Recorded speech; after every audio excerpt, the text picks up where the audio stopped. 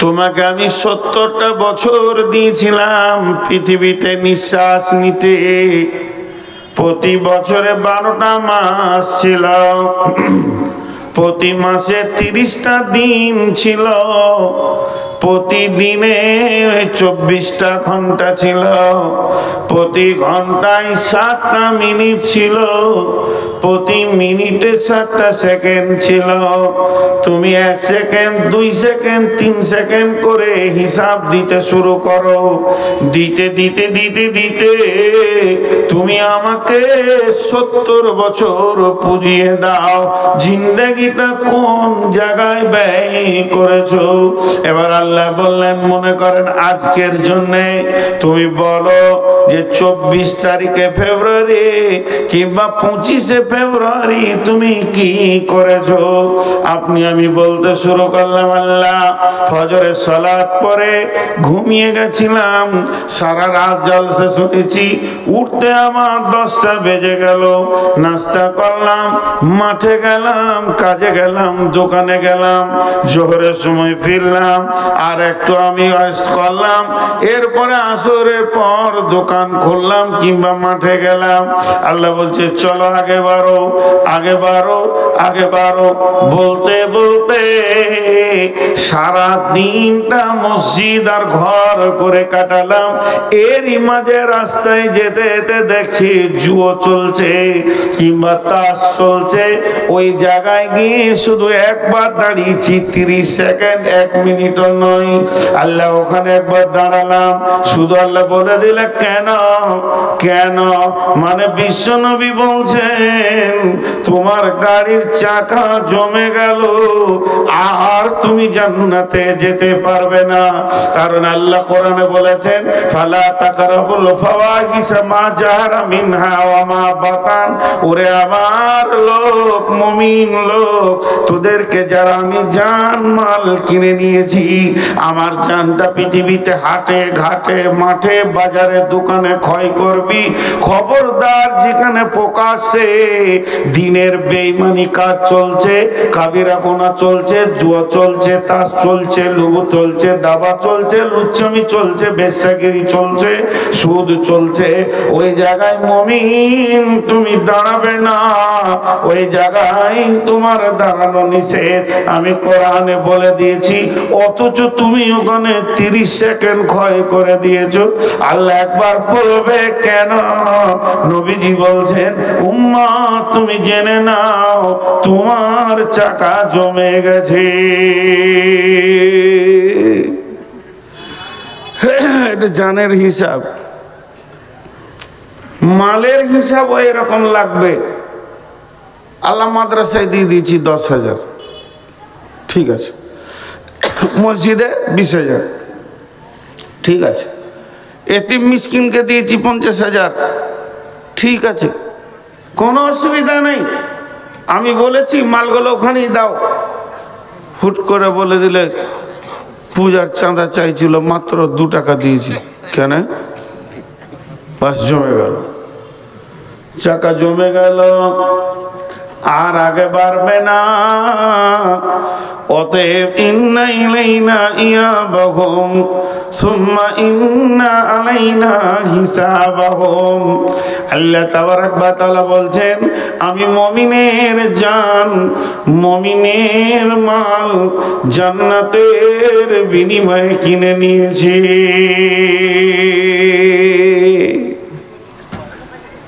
আমি যেখানে যেখানে ব্যয় করতে বলবো সেই সেই জায়গাতে মুমিনের জান আর মুমিনের মালকে ব্যয় করো, ব্যয় করো।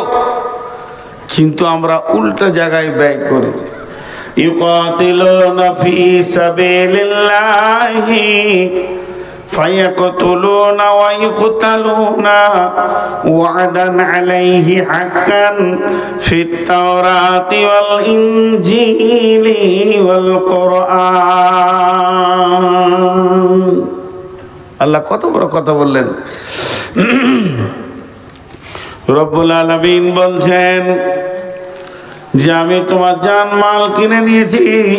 ইউকাতিলুনা ফি সাবিলিল্লাহি, তুমি আল্লাহর রাস্তায় কতল করো, ফায়াকতুলুনা ওয়া ইউকতালুনা, প্রয়োজন হলে তুমি নিজের মাথা দাও, না হলে কারো মাথা নাও। মেন হচ্ছে আমার দ্বীনকে বাঁচাতে হবে। আমি আমার দ্বীনের জন্য তোমাদেরকে পাঠিয়েছি। হে মুমিনের দল, যে দিক থেকে আমার দ্বীন বাঁচবে ওটাই করতে হবে। প্রয়োজনে তোমার জান যাবে, প্রয়োজনে তুমি জান নেবে, থাকতে হবে আমার দ্বীন।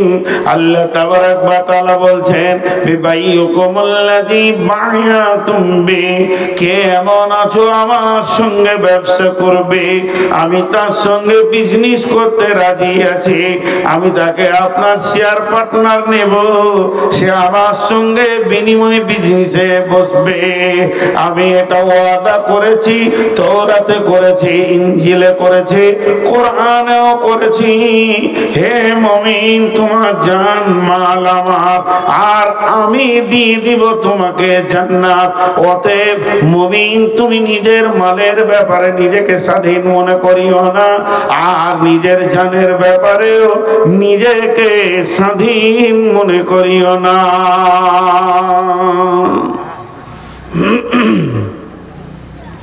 কিন্তু আমরা জানমালের ব্যাপারে উদাস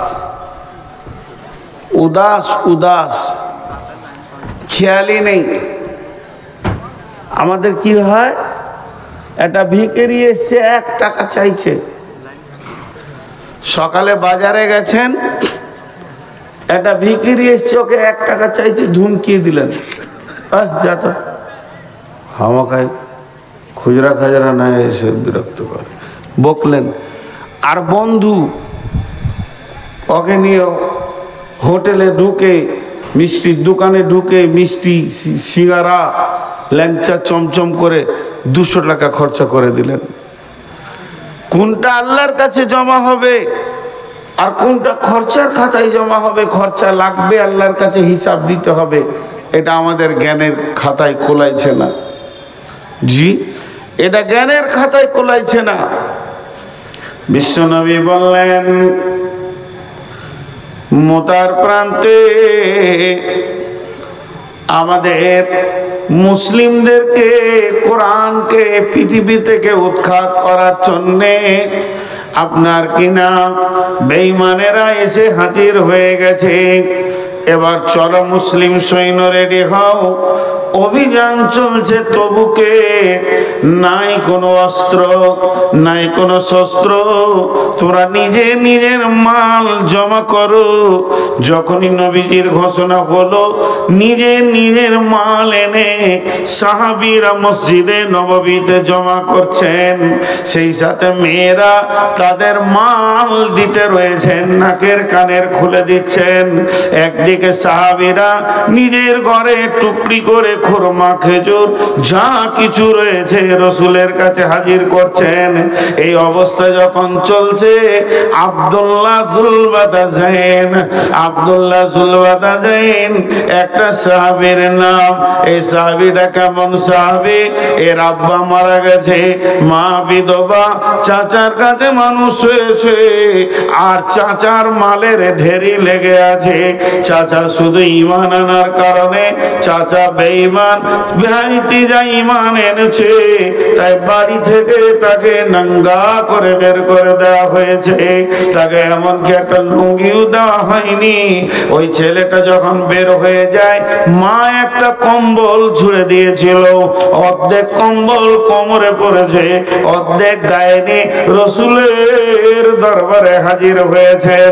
মসজিদে নববীতে আসহাবে সুফফা, যে সাহাবীদের কোনো ঘর বাড়ি ছিল না, সংসার ছিল না, জমি জায়গা মাল ধন কিছুই নাই, মসজিদে 1 দিন নয়, 2 দিন নয়, 7 দিন, 10 দিন, 20 দিন উপোস উপোস পড়ে থাকতো, সাদাকার খেজুর আসতো, হাদিয়া আসতো, তাই খেয়ে তারা জীবন যাপন করত। আব্দুল্লাহ সম্ভ্রান্ত ঘরের ছেলে, মাল্লার ঘরের ছেলে, শুধু কালেমা আনার কারণে আব্দুল্লাহকে গিয়ে আশা বেঁধে সুফাদের মধ্যে রয়েছে। আর যখন মসজিদে নববীতে মালের ইবাদত শুরু হয়ে গেছে, দানের ইবাদত শুরু হয়ে গেছে, ইয়া রাসূলুল্লাহ আমারটা নেন, ইয়া রাসূলুল্লাহ আমারটা নেন, আব্দুল্লাহ একবার করে উঠছে আর একবার করে বসছে, মনে মনে ভাবছে গায়েরটা দিলে গা খালি, নামটা দিলে পাছা খালি, আমি কোনটা দিব রে? আজকে কি এই প্রতিযোগিতায় এই লিস্টে কি আমার নামটা আসবে না? একটা খেজুরও নাই, জয়মালের উপরে খেজুরটা রেখে দি। এত আফসোস, মনের ভিতরে জোয়ার ভাটা চলছে। এমন সময় আব্দুল্লাহ থাকতে না পেরে রাসূলের কাছে এসে হাজির হয়ে গেলেন। ইয়া রাসূলুল্লাহ, ইয়া হাবিবাল্লাহ, আজকের মালের প্রতিযোগিতাতে আমি আব্দুল্লাহকে শরীক হতে মন যেছে, কিন্তু আমার কাছে কোনো মাল নাই যেটাকে দিয়ে আমি শরীক হব। অনেক ভেবে চিন্তে একটা জিনিস খুঁজে পেয়েছি। দয়ার নবী গো, যদি আপনি কবুল করলেন তো কাজে লেগে যায়। বলে কি? বলে আমি আমার জানটাকে আল্লাহকে দিয়ে দিতে চাই। বিশ্ব নবী বললেন, আব্দুল্লাহ কবুল, তুমি রেডি হয়ে যাও। এবার তবুকের ময়দানে যখন সৈন্যরা যেতে শুরু করলেন, আব্দুল্লাহকে রাসূলের কাছে দোয়া নিচ্ছেন, ইয়া রাসূলুল্লাহ আমি অভিযানে বের হয়ে গেলাম। বিশ্ব নবী আব্দুল্লাহর ঘাড়ে হাত রেখে বললেন, আল্লাহ আমি আব্দুল্লাহর রক্তকে বেঈমানদের জন্য হারাম করে দিলাম। আব্দুল্লাহ চিৎকার মেরে কেঁদে উঠে বলছেন, ইয়া রাসূলুল্লাহ আমি তো শহীদ হওয়ার জন্য এসেছি, আর আপনি যদি আমার রক্ত হারাম করে দেন তাহলে আমি কেমন করে শহীদ হব? দয়ার নবী গো, এমন সময় বিশ্ব নবী বললেন, আব্দুল্লাহ রে, ইসলামের ব্যাপারে তোমার যা ত্যাগ আছে, তুমি বিছানায় মরলেও শহীদের দলে উঠবে। ওই আব্দুল্লাহ তবুকের প্রান্তে খোলা আকাশের নিচে কয়েকদিন মহড়া থাকার কারণে কঠিন জ্বরে আক্রান্ত হয়ে জীবনের মতো পৃথিবী থেকে বিদায় নেন। আল্লাহর নবী আব্দুল্লাহ জানাজা পড়লেন, আব্দুল্লাহর লাশকে কবরে রাখলেন, আর আল্লাহকে বললেন, আল্লাহ আজকে রাত্রি পর্যন্ত আমি আব্দুল্লাহর উপরে রাজি ছিলাম, তুমিও রাজি হয়ে যাও।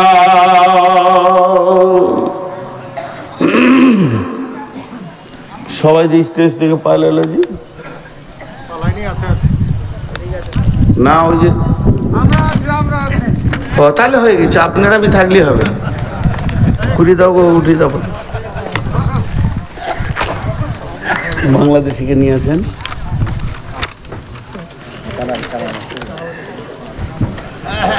আমার 12টা পর্যন্ত না, 12টা পর্যন্ত, তারপরে তো কিছু খালি কালেকশন করবো।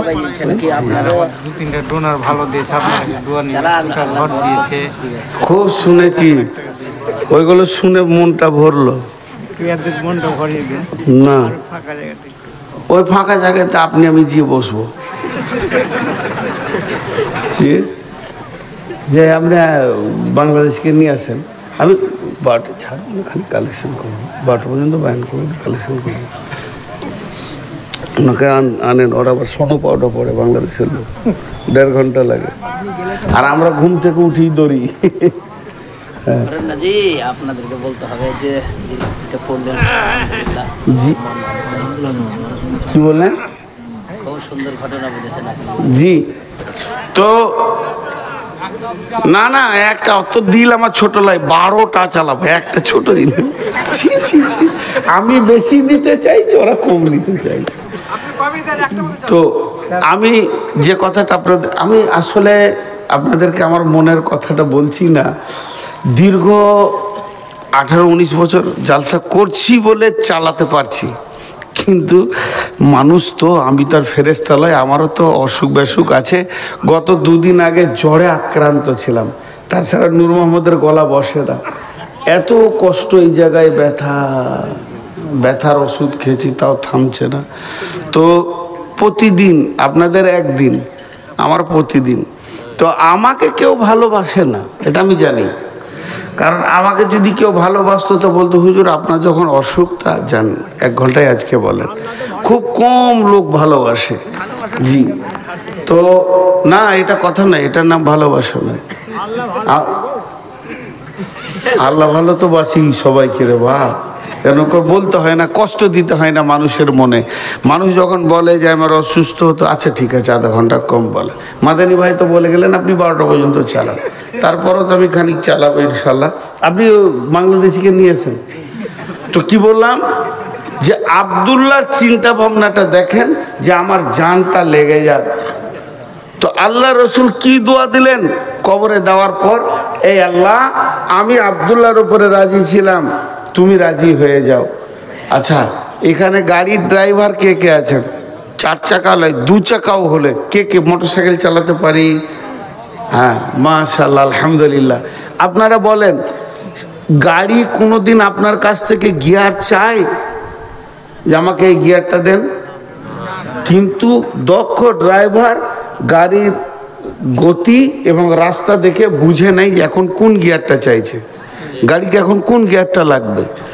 তো এইটা হলো সাহাবীদের চিন্তা চেতনা। ওরা চোখে দেখে বুঝতে পারত যে আল্লাহ এখন আমার কাছ থেকে কি চাইছে, আমার জানটা চাইছে না আমার মালটা চাইছে। ওরা বুঝতে পারত। আর আমাদেরকে জালসা করে করে গরম করতে হচ্ছে কি হচ্ছে না, কিন্তু ওদের ওটা ছিল না, কারণ ওরা দিনের দক্ষ ড্রাইভার ছিল। তবে এখনকার ছেলেকে মাশাআল্লাহ বিয়ে দেওয়ার পর শ্বশুর বাড়ি কবে যেতে হবে? ঠিক আছে, নাকে বলবো না মুখে বলবো, দেখেন ও বললে ছেড়ে দাও, ই দিলে ছেড়ে। খেয়েছি আমি, একে ঝাল লেগেছে, ই পানি খাওয়াইছে। কত ওই যে কি একটা গান আছে গো, ভুলে গেলাম। তো যাই হোক, পরে হচ্ছে। তো সাহাবীরা বুঝতে পারতেন। একটা ঘটনাতে আপনারা বুঝে নেবেন, ওহুদের যুদ্ধ। ওহুদের যুদ্ধে রাসূলুল্লাহ সাল্লাল্লাহু আলাইহি ওয়াসাল্লাম লোহার বর্মা পরেছিলেন, শরীরটা ভারী ছিল। জি, এমন সময় আল্লাহ নবী মহড়া দিচ্ছেন, মাঝে 2টা কথা বলেনি, বক্তব্য বন্ধ করে। আপনারা দোয়া করবেন, রমজানে ইনশাআল্লাহ সাহারি মক্কায় গিয়ে খাবো। টিকিট হয়ে গেছে আমাদের। আমরা 9 তারিখ সকালে উঠে যাচ্ছি, 10 তারিখে ওদের সাহারি হবে, 11 তারিখে রোজা হবে সৌদিতে। তো যদি কেউ উমরা করতে চান বা হজ, মক্কা মদিনার ইতিহাসে এই ওহুদের কথাটা বললি আমার চোখে পানি আসে। যতবার ওহুদের প্রান্তে গিয়েছি, মানে আমি যে সব জানতা তালাই, আমাকে কানে ধরে পড়াবে 20 বছর এরকম আছে। তো একটা ছোট্ট ঘটনা আপনাদেরকে, এটা দামি কথা, মাঝে বলে নিচ্ছি, ভুলে যাব। আমি যখন ওহুদের প্রান্তে যাচ্ছি আস্তে আস্তে, আমার সঙ্গে কাফেলাতে 63টা লোক আছে। তো যতই আরবি জুব্বা পরে থাকুক, চেহারাতে বাঙালিদেরকে বাঙালি মনে হবে, বিহারিদেরকে বিহারি মনে হয় খানিকটা। আবচ্ছন্ন লাগে কি লাগে না? লাগে। বিহারিরা যত দামি কাপড় পরুক না কেন, গলায় গামছাটা লিবি ওরা, তাতে মন্ত্রী হোক আর মিনিস্টার হোক। তো ঠিক ওই রকম আমি দূরে থেকে আমার এক বন্ধুকে বলছি যে ওহুদের কবরের পাশে মদিনা ইউনিভার্সিটির ছাত্রদেরকে ডিউটি দেওয়া হয় যে তুমি এখানে কথাগুলো বলবে। তা আমি অনেক দূর থেকে যেছি, আর আমার সাথীটাকে বলছি, দেখে ছেলেটাকে আমাকে বাঙালি বাঙালি মনে হচ্ছে, আবার বাংলাদেশিও মনে হচ্ছে। তোর কাছে গিয়ে প্রথমেই বাংলা বললাম যে আপনার বাড়ি কোথায়? বলছে আমার বাড়ি বাংলাদেশ, টাঙ্গাইল। আমরা তাহলে ঠিকই ধরেছি। বলছে আপনাদের বাড়ি? বলে আমাদের বাড়ি হচ্ছে পশ্চিমবঙ্গ, ভারত। তো টাঙ্গাইলে পড়াশোনা কোথায় করেছেন ভাই? বলছে পড়াশোনা করেছি যাত্রাবাড়ি মাদ্রাসায়, এখন মদিনাতে MA করছি। তো কী নিয়ে MA করছেন? বলছে হিস্টোরি নিয়ে MA করছেন। বলে আসল লোক পেয়ে গেছি, যে লোক খুঁজছিলাম ওইটাই পেয়েছি। কারণ ইতিহাস যারা পড়াশোনা করছে তারা বেশি বলতে পারবে, আসমাও রিজাল্টে যারা পড়বে তারা ফতোয়া বলতে পারবে, আর যারা তফসির নিয়ে পড়বে তাহলে কোন কোরআনের আয়াতটা কীভাবে নাজিল হয়েছে ওরা বলতে পারবে। তো হিস্টোরির মাল খুঁজছিলাম, এতদিন তো পেয়েছি। তো আমি তখন বললাম আমার মামার নাম করে, যে নিজের মামা, ওনাকে চেনেন? বলে হ্যাঁ, উনি আমার শিক্ষক বাংলাদেশের। অনেক পরিচয় হলো। যে তারপর আমি বললাম যে এই 60টা কাফেলায় আমার লোক আছে, এরা বাঙালি, এদেরকে ওহুদের যুদ্ধটা একটু বলে দেন। এমন করে বলছে আমির হামজার লাশটা কোথা ছিল, হানজালার লাশটা কোথা ছিল, কোন দিক থেকে ওয়াইসি আমির হামজার কলিজাটা বের করেছিল, হিন্দা কোন দিক থেকে এসেছিল এবং কাফেররা কোন দিক থেকে এসেছিল, কোন জায়গায় গিরিপথে ছিল। সেই দিন আমার আবার ক্লাস হলো ওর কাছে, যেমন আজকে বললাম মাদানির কাছে আমার ক্লাস হলো। ওই আয়াত দুটো আমি অনেক তফসির করেছি, আজকে নতুন তফসির পেলাম। তো ওই রকম ধরনের গোটা জায়গাটা কয়েকবার জোয়াতে আমার চোখে জল জল করে ভাসছে। যখন আমি বলি দেখেছি অনেক হাজি অঝর নয়নে কাঁদে। আমির হামজার লাশ তো 50 বছর আগে বেরিয়ে গিয়েছিল, টকটক করে রক্ত পড়ছিল, তাকে স্থানান্তরিত করা হয়েছে। এখন সবগুলোকে এক জায়গায় করে দিয়ে দুটো কবরে, ঘন কবর বলা হয়, একটাতে 14টা আছে, একটাতে 56টা আছে, 70টা শহীদকে এক জায়গায় রেখে ঘেরে দিয়েছে। তারপর ওখানে বেদাত শিরক করছে, যে যা করছে, পুলিশে অনেক অবসর আছে, সেটা আমি বলছি না। মধ্যখানে আমি শুধু এতটুকু এলান করলাম, যদি সহিভাবে হজ উমরা করবেন তো যোগাযোগ করিয়েন। জীবনে 10,000 20,000 টাকা বেশি লাগুক, কিন্তু জাহেলের সঙ্গে যেন না। আপনার গ্রামে জুমার দিন একটা গরিব মৌলানা এসেছে আর একটা বিরাট বড় কোম্পানি এসেছে, কাকে আপনি মিম্বারে তুলবেন আর কার পেছনে নামাজ পড়বেন? তো এখান থেকে বুঝে নিতে হবে হজ আর উমরা হলো ইবাদত। ইবাদত করতে গেলে আলেমের পেছনে করতে হবে, জাহেলের পেছনে যেন না। সমস্ত কিছু আপনার শেষ হয়ে যাবে, পয়সা টয়সা কিন্তু আসলে কিছুই হবে না। এটা একটা এলান করলাম। দ্বিতীয়, কোনো ভালো মেধা ছেলে যদি আমার মাদ্রাসায় পড়তে চান, আমি একটা মাদ্রাসার দায়িত্বে আছি, দায়িত্ব নিচ্ছি, এবং সেই মাদ্রাসায় যদি পড়তে চান, জামাতের কোনো ছেলে হলে দক্ষ শিক্ষক দিয়ে তাদেরকে পড়াশোনা করা হবে এবং তাদেরকে সুন্দরভাবে দ্বীনি শিক্ষার একটা ব্যবস্থা করা আছে। যোগাযোগ করবে আমার নাম্বারে, দুটো বলে দিলাম। এখন সেই ওহুদের কথাটাই বলছি। আবার ওহুদের প্রান্তে বিশ্বনবী মহড়া দিচ্ছেন, জিহাদে লড়াই করার থেকে সব থেকে দৃষ্টিকে বাদ পাখির মতো করে রাখাটাই হলো বড় কঠিন। কোন দিক থেকে কে আসছে, শত্রু দল কোন দিক থেকে আসছে, চারিদিক থেকে যেন মহড়া দিয়ে চলছেন। এমন সময় নবীজি চাইছেন একটা পাথরে উঠবো, যেই বারবার ওঠার জন্য চেষ্টা করছেন, কিন্তু স্বাভাবিকতায় পাথরটা উঁচু হয়ে গেছে, বিশ্বনবী উঠতে পারছেন না। এমন সময় হযরতে তালহা, আমি বললাম প্রথমেই বলেছি সাহাবীরা জানতেন এখন কোন গিয়ারটা লাগবে, ফার্স্ট গিয়ার না সেকেন্ড গিয়ার। ইসলামকে তারা চালিয়েছে, ইসলাম নামে গাড়ির তারা ড্রাইভার ছিল, আর আমাদেরকে বলতে হবে তুমি অমুক গিয়ারটা দাও। বন্ধুরা আমার, হযরতে তালহা দেখে নিলেন নবীজি পাথরটাই উঠবেন কিন্তু পারছেন না, শরীরটা লোহার বর্মা জামা পরে নিয়ে ভারী হয়ে গেছে। তাই হযরতে তালহা পাথরটা নিচে গিয়ে শুয়ে গিয়ে বলছেন, ইয়া রাসূলুল্লাহ, আপনি আমার বুকে পা রেখে পাথরে উঠে যান। কি প্রয়োজন এটা বুঝে নিয়েছে। পাথরের নিচে শুয়ে গিয়ে বলছে আমার বুকে পা রাখেন। বিশ্বনবী তালহার বুকে পা রাখলেন, আর কি বললেন, তালহা তুমি জান্নাতকে অজীব করে নিলে। জান্নাতের সংবাদ পেল। এরপরে ওই তালহা আবার চারিদিকে তাকিয়ে আছেন। এমন সময় দেখছেন রোমান পাহাড়, ওই পাহাড়ে প্রাতদেশ দিয়ে একদম শত্রু দল হই করে চলে আসছে, তাদের হাতে তীর রয়েছে। লক্ষ্য করে যে তারা বিশ্ব নবীকে তীরগুলো মারবে, তাদের অন্য কাউকে লক্ষ্য নয়। হযরতে তালহা বিশ্ব নবীকে পেছন দিকে নিয়ে পাহাড়ের গুহাতে ভরে দিলেন এবং বুক পেতে দাঁড়িয়ে গেলেন। একটা নয়, দুটা নয়, 2টি বাজু বাজুতে 180 খানা তীর খেলেন, তবু রসুলকে একটা লাগতে দেয়নি।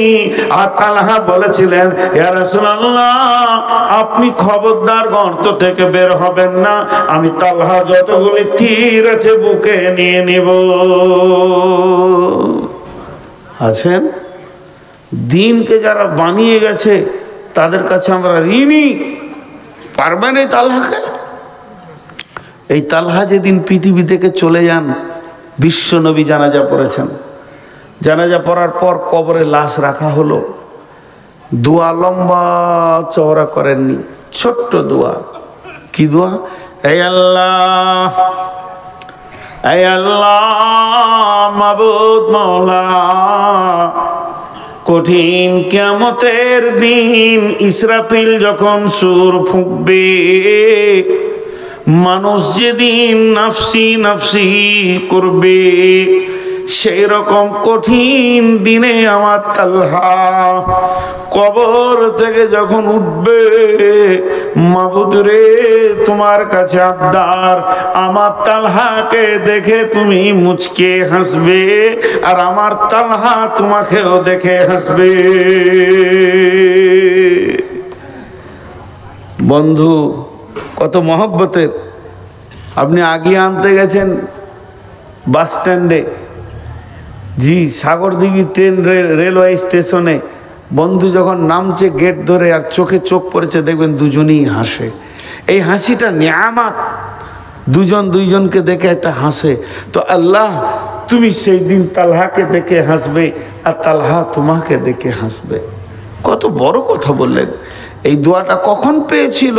যখন 180টা তীর খেয়েছিল। আমি তো আপনাদেরকে গল্প শোনাতে বসাইনি আজকে গোপাল ভাঁড়ের। আল্লাহ বলছেন, ইন্নাল্লাহা আশতারা মিনাল মুমিনিনা, হে মুমিনের দল, আমি তোমাদের কাছ থেকে তোমাদের জান, আনফুসাহুম ওয়া আমওয়ালাহুম, এবং তোমাদের মালকে কিনে নিয়েছি, বিআন্না লাহুমুল জান্নাহ, জান্নাতের বিনিময়ে, জান্নাতের বিনিময়ে। জি ভাই, আল্লাহ তাবারাক ওয়া তাআলা আমাদের জান মালকে জান্নাতের বিনিময়ে কিনে নিয়েছেন। তো এটা আমরা বুঝি না। আল্লাহ বলছে, বলো তোমাদের মধ্যে 8টা গুণ আমি পাবো। আত-তাইবুন আল-আবিদুন আল-হামিদুন আস-সাইহুন আর-রাকিউন আস-সাজিদুন আল-আমিরুন বিল মারুফি والناهون عن المنكر والحافظون لحدود الله وبشر المؤمنين। আল্লাহ মুমিনদেরকে সুসংবাদ দিলেন, তোমাদের 8টা গুণ হতে হবে। এই গুণগুলো যেন তোমাদের ভিতরে থাকে। আত-তাইবুন, তোমরা তওবা করনে वाला হয়ে যাও। গুনাহ হয়ে গেছে, তওবা করো, আল্লাহর কাছে কাঁদো। তওবা এমন একটা জিনিস, আল্লাহ বলছেন, ইয়া আইয়ুহাল্লাযীনা আমানু, হে ঈমানদারেরা, তুবু ইলাল্লাহি তাওবাতান নাসুহা, আসা রাব্বুকুম আইয়ুকাফিরা আনকুম সাইয়্যাতিকুম ওয়া ইউদখিলাকুম জান্নাতিন তাজরি মিন তাহতিহাল আনহার। হে ঈমানদারেরা, তোমরা তওবা করো, প্রতিজ্ঞাবদ্ধ তওবা, নাসুহা, ওই তওবাটার ভিতরে এমন ইখলাস থাকবে, এমন প্রতিজ্ঞা থাকবে, যখন তুমি তওবা করবে তখন অন্তত নিয়ত করবে যে জীবনেও এ গুনাহ আর দ্বিতীয়বার করব না। তোমরা তওবা করনে वाला হয়ে যাও। তুবু ইলাল্লাহি তাওবাতান নাসুহা। দুহা আসা রাব্বুকুম আইয়ুকাফিরা আনকুম সাইয়্যাতিকুম ওয়া ইউদখিলাকুম জান্নাতিন তাজরি মিন তাহতিহাল আনহার। আশা করি আল্লাহ তোমার জীবনের গুনাহগুলোকে শুধু মাফ করবেন না, নেকিতে পরিণত করে দেবেন এবং এমন একটা জান্নাতে ঢুকাবে যে জান্নাতের নিচে কুলকুল করে নদী বইছে।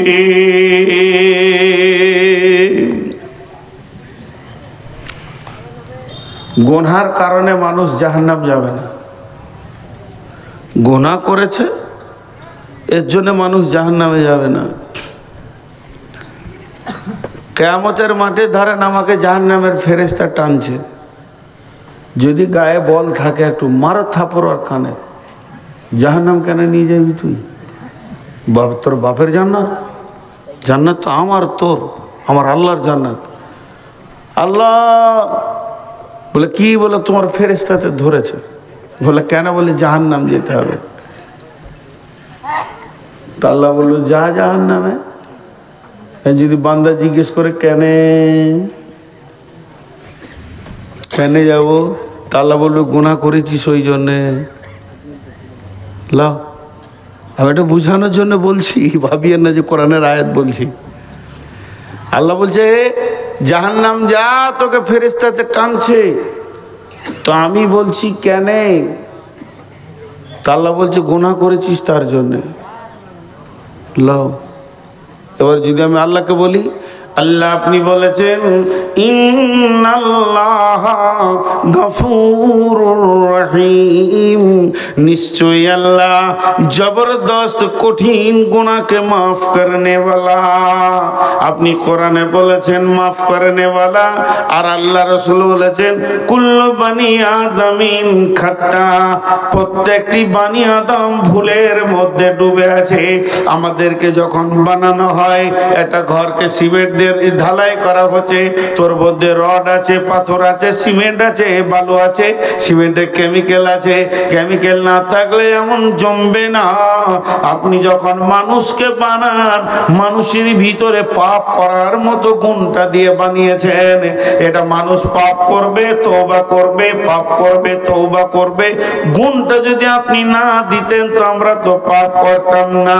আল্লাহ তাবারাক ওয়া তাআলাকে তিনখানা জিনিস ভালো লাগে। এক নম্বর হচ্ছে আমার গোলাম আমাকে ছাড়া কাউকে ডাকবে না, অন্য কাউকে সাজদা করবে না, এটা আমাকে ভালো লাগে। আল্লাহ বলছেন আমাকে দ্বিতীয় নম্বর ভালো লাগে আমার গোলাম আমার বরত্ব বয়ান করবে, আমি তার কাছে আমার ছাড়া অন্য কেউ বড় নয়। তিন নম্বরে আমাকে ভালো লাগে আমার গোলাম যখন গুনাহ করে দুইটি চোখে পানি বের করে, তখন আমাকে ওই সময়টা এত ভালো লাগে, গুনাহগুলোকে আমি নেকিতে পরিণত করে দিই। শুধু তাই নয়, আমার রব কত বড় মেহেরবান, 70 বছরের কঠোর পাপীকেও তিনি মাফ করতে রাজি আছেন। তাহলে যাদের মাবুদ এত মেহেরবান, তার গোলাম কেমন করে জাহান্নাম যাবে?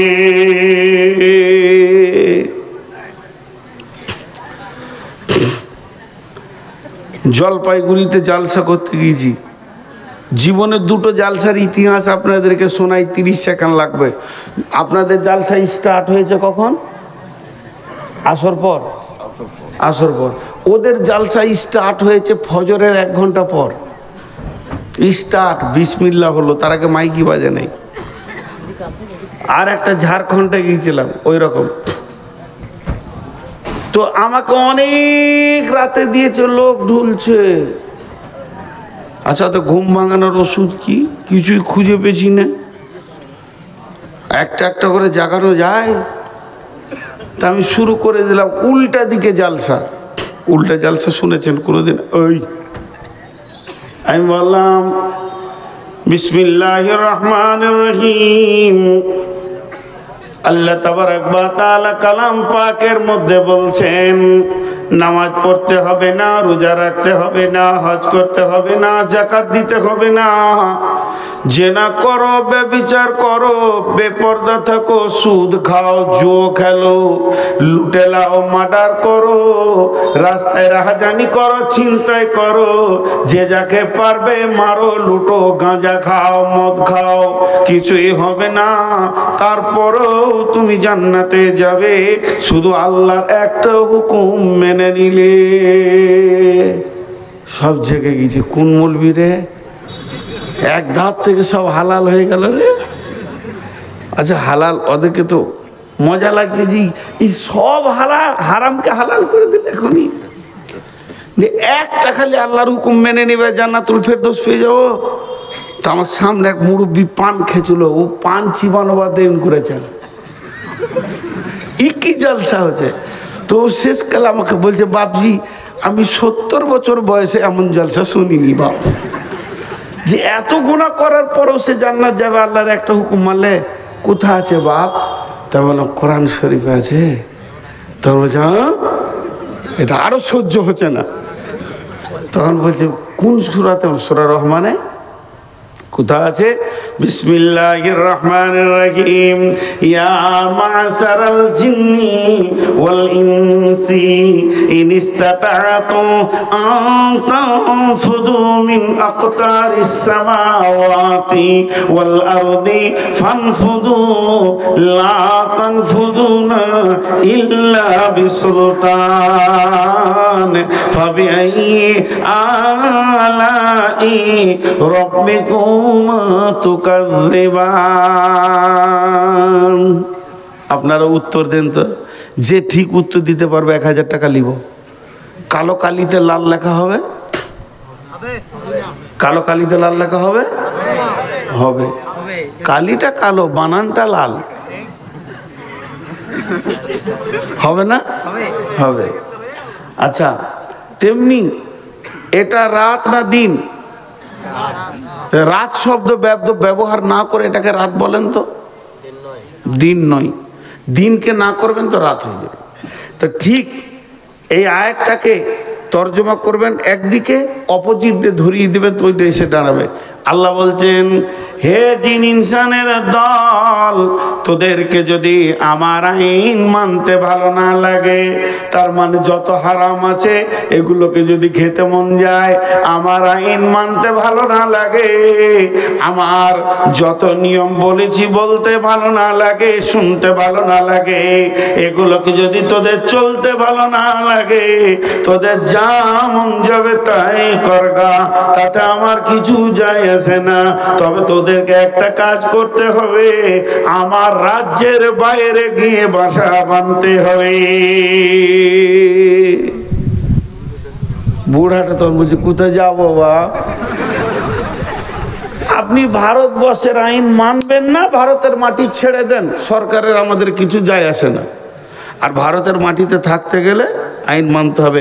তো আল্লাহর জমিনে যদি থাকতে হয়, আল্লাহ বলছে আমার আইন মানতে হবে। যদি আমার আইন মানতে ভারী লাগে, তা আমার মাটিটা ছেড়ে দে, পালা।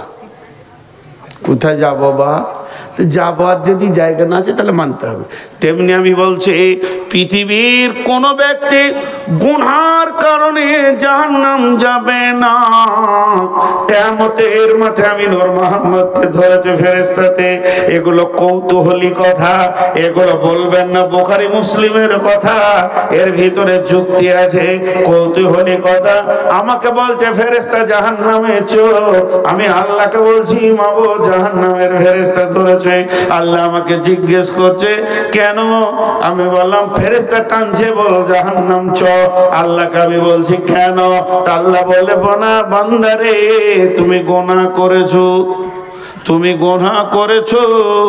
তখন আমি আল্লাহকে বলছি মাবুদ গুনাহ করা মানুষের ডিউটি, একে গুনার মতো করার পাশ তুমি বানিয়ে দিয়েছো। অতএব আমি আমার ডিউটি ঠিক করেছি, মাফ করার ডিউটিটা তো আপনার।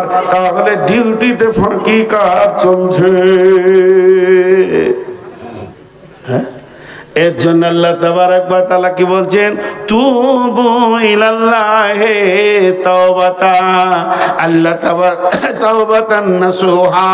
আর মুমিনের সিফত বলতে গিয়ে বললেন তোমরা তওবা করনে ওয়ালা হয়ে যাও।